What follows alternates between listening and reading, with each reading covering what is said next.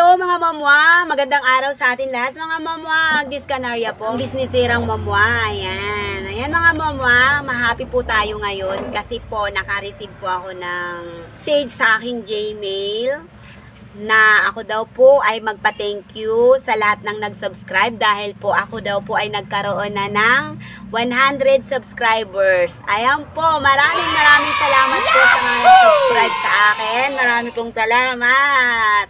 Ayan mga mama, na-congratulates po ako ngayon ni YouTube dahil po ako po ay mayroon ng 100 subscribers. Ayan mga mama, yay! 100 na po ako subscribers. Ayan.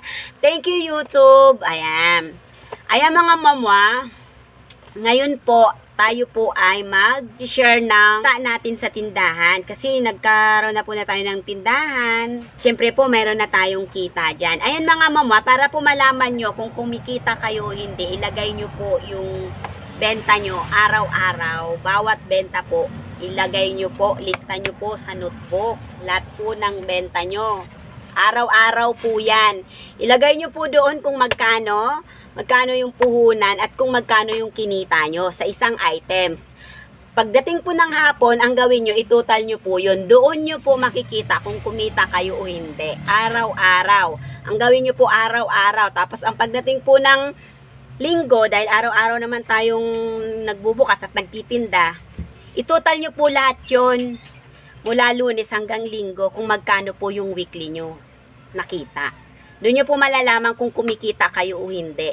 Lagi po dapat kayong naglilista. Dapat lagi kayong may notebook. Katulad po nito. Nakalista po lahat. Ayan. Lahat po ng items. Nakikita nyo po doon kung kumikita kayo o hindi. Ako po ginawa ko po yan halos mahigit 2 taon po akong naglilista. Bawat items po na binibili, nililista ko po yan isa-isa. Ganon po. Tapos malalaman ko po doon kung magkano ang kita ko. Siyempre po alam naman natin kung magkano puhunan nun. Ilista nyo na rin po doon kung magkano yung puhunan. Yung kita nyo sa isang items. Ganun po kung ilang items yung nabili. Ganun po. Tapos total nyo po tuwing hapon. Ang tawag po doon mag-inventory kayo araw-araw. Para makita nyo po yung kita nyo araw-araw.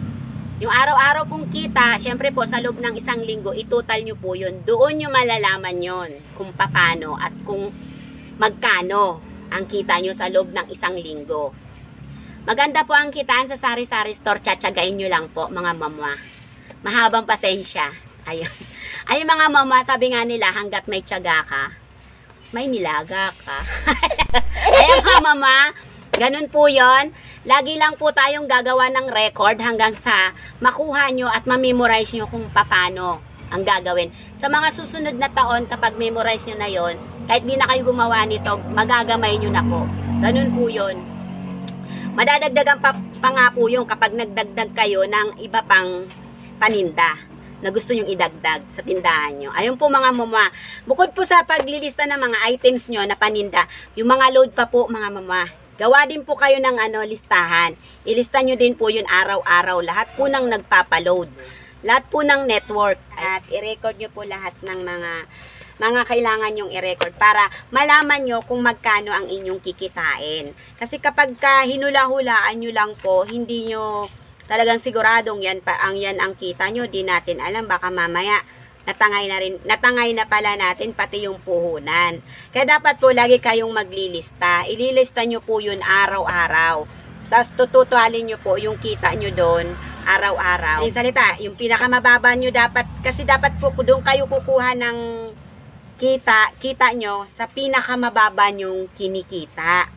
Kasi hindi po nagpapare-pareho ang kita mga mama. Minsan po may araw po tayong malakas, malaki ang kita.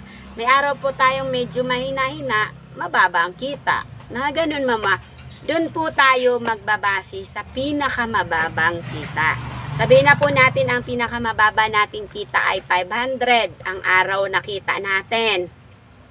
Example lang to mga mama. Halimbawa po, yun po ang pinakamababa nyo na kita. Ang gawin nyo po, ilista nyo na po o gumawa na po kayo ng mga envelope or lumang wallet. Pangalanan nyo po yun. Halimbawa po, kung kayo nangungupahan, ang upa nyo ay 3,000 buwan-buwan, Maglagay na po kayo ng sobre para sa upa. Ang araw nyo dun, halimbawa, 100. O, magtabi na po kayo ng 100 kada araw para dun sa upa. Ano pa po ba yung mga dapat natin bayarin? Marami mga mama. Marami tayong pinaglalaanan. Lagi nang kita natin. Buwan-buwan. Pangalawa na po dyan ang kuryente mga mama. Hindi tayo pwedeng umupa sa pwesto na walang kuryente. Ang init. Madilim. Walang ilaw. Siyempre kailangan natin yung bayaran buwan-buwan. Alam nyo naman mga mama, masakit ng ulo natin kapag katapusan na. Alam nyo na yun mga mama. Bayaran na ng mga monthly natin yun. Yan mga mama. Siyempre po, kung magkano yung buwan nyo doon sa bayarin nyo sa kuryente. Halimbawa, ang bill nyo doon ay 1,000 kada buwan. I-divide nyo lang po yung sa 30 days. Yun pong magiging araw nyo na kailangan itabi. Sa kuryente ay nagbabayad kayo ng 1,000. Pero hindi po yun pumipermi sa 1,000 buwan-buwan. Diba mga mama? Minsan lumalampas tayo ng 1,000 sa isang buwan. Lalo kung may freezer tayo para sa mga soft drinks natin. O, example lang po, kung halimbawa po ang inyong monthly ay 1,000 sa kuryente. Ang gawin nyo po, i-divide nyo lang lagi sa 30 kung magkano ang monthly nyo. Ganun po, 30 lang. Mayroon po kayong 33, 34, or 35 na araw. Ang gawin nyo po, 40 pesos araw. Per day ang itabi nyo. Lagay na po kayo sa isang sobre, lagay nyo para sa kuryente, Meralco, ganun. Pangalanan nyo na po yun. Tapos, lagyan nyo na ng 40 pesos a day. Kasi minsan po, hindi po tayo pumipik sa 1,000. Minsan po, nagigipang ang 1,2, 1,4, ganon, yung buwan-buwan natin na bayarin sa kuryente. O, bukod po sa kuryente, mga mama, mayroon tayong binabayarang tubig. Pangunahin din po yun natin expenses, buwan-buwan. Halimbawa po, ang monthly nyo ay 500 sa tubig. O, i-divide nyo po sa 30 days yun. 500 divide 30. Meron po kayong 16 pesos a day para sa tubig. Pero di po kayo wag nyo na pong gawing 16 pesos. Para po mas maganda, gawin nyo pong 20 o 20 pesos kada araw. Para kung tumas man yung tubig mo, may nakalaan ka na. Parang ganun po. Pandagdag na po yung kung sakasakaling tumas yung bill mo ng tubig. Ganun mga mama, dapat lagi nating ihanda. Bukod po dun sa tubig, ano pa po, marami pa po tayo mama na kailangan paglaanan, tuition fee ng anak natin. Unang-una, yung business permit natin, pagdating ng January, kailangan natin mag-renew. O, kung ngayon po, halimbawa po, ngayong taon, ang binayaran nyo ay 10,000 sa permit. O, next year po niya, nag-increase po yan. Kung hindi po ako nagkakamali, magiging 13,000, 12,000, yearly. Nag-increase po yun. Hindi yung pababa. Pataas po ang pagkuha ng permit. Halimbawa po, starting nyo pa lang po kumuha ngayon ng business permit. Ang binayaran nyo ay 5,000. Sa susunod po na renew nyo, baka pwede pong maging 7,000 na yun. So, dapat nyo pong iipunin yun araw-araw para sa pag-apak ng buwan ng January, sunod na taon, may pang-renew na kayo. Di nasasakit ulo nyo. Ang laki ng babayaran ko sa wala pa akong ipon. O sana naman natin kukunin yung kung wala tayong ipon. Kay London. Kay London po. London dito, London doon para makarenew ng permit. Hindi po maganda mga mama. Kailangan po yung mga yan paghahandaan natin kasi pangunahing kailangan natin yan kapag tayo ay nagbi-business o nagninegosyo. Kailangan natin kumuha ng mayor's permit, DTI, mayroon pa nga po dyan, ano pa nga yung isa, bukod sa DTI, BIR. Yun mga mama, kailangan yun. Lalo kung medyo malaki na yung business na kailangan mong tahakin. Kailangan na natin ng DTI, BIR, yung mga gano'n, malalakihan na mama. Sa mga big time na po yan. Ayan, mga mama. Tayong mga nagtitindahan, pwede na po dyan yung mayor's permit at DTI. Pwede na po yun. Ayan mga mama, sana po, paghandaan lahat ng kailangan natin bayaran. Alam natin lahat yan na kada katapusan po ng buwan, may mga obligasyon po tayong kailangan bayaran. Dapat po yan, inire-ready na natin araw-araw. Para hindi na tayo sasakit ang ulo, mai-stress tayo. Pagdating na ng buwan, wala pa tayong ipon. Kasi, Kasi napunta na doon sa, ay, uso to ngayon, kailangan bumili ako nito. Ayun mga mama, yun ang unang-unang tatanggalin natin, yung susunod tayo sa uso. Wag na wag po natin gagawin yon. Ay, si kumari ko may uso nga palang damit ngayon, bumili siya, dapat bumili rin ako. Ay, hindi ganon mga mama. Kasi kapag sinunod natin ang uso, napapabayaan na natin yung tindahan kasi nakikigaya tayo, pagsabayan tayo sa uso. Kumari may bagong appliances, dapat bumili din ako. Hindi ba nagpapatalo mga mama, yung mga ganon? Dapat hindi po tayo ganon. Kung ano lang po yung importante na kailangan natin sa atin, sa pamilya natin, sa tindahan natin, yun lang po dapat. At yun po, kung halimbawa po, may gusto tayong ibilhin, may balak tayong bilhin, yun po, hindi dapat natin kaagad-agad binibili. Dahil porket may uso, ganito, ganyan. Ayan mga mama, dapat hindi po talaga tayo susunod sa uso. Kasi mawawala po ang kita natin, pati tindahan. Kasi hindi naman kailangan susunod, gano'n. Makikiuso kumbaga. Ayan mga mama, dapat di tayo susunod sa ganon. Tapos, isa pa mga mama, ganito yon. Excuse me po.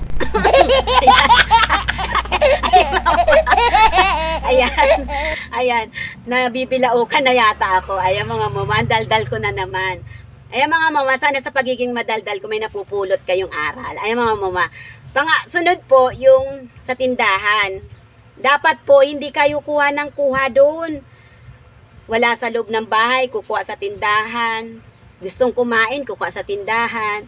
Hindi po dapat ganun mga mama.